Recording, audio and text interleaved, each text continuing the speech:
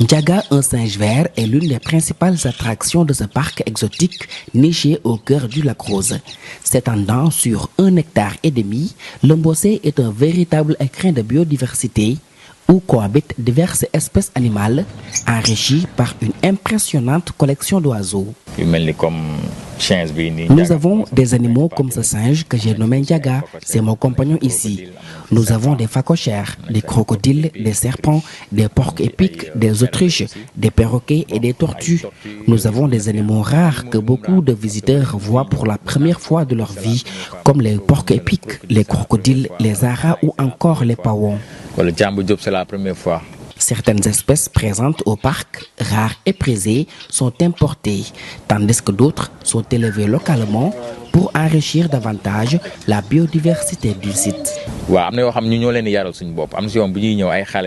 Nous élevons certains animaux dès leur naissance afin qu'ils puissent s'adapter à la présence humaine.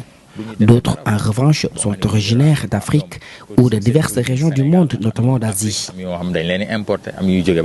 Ce qui distingue le Mbossé, ce sont ces animaux dits de décoration, capables de cohabiter harmonieusement avec les humains. Une caractéristique qui contraste avec les zoos classiques, réputés pour abriter des espèces sauvages. Ce parc exotique abrite surtout des animaux dits de décoration, peu sauvages et donc adaptés aux enfants. Nous recevons régulièrement des groupes scolaires, ce qui peut être difficile à gérer lorsqu'ils sont nombreux. J'avais une hyène, mais j'ai dû la déplacer car ses cris nocturnes stressaient les animaux et inquiétaient les visiteurs.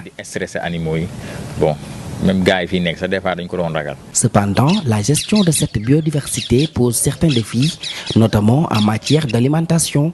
Chaque espèce ayant des besoins spécifiques, maintenir un équilibre nutritionnel exige une organisation minutieuse. La gestion est un défi.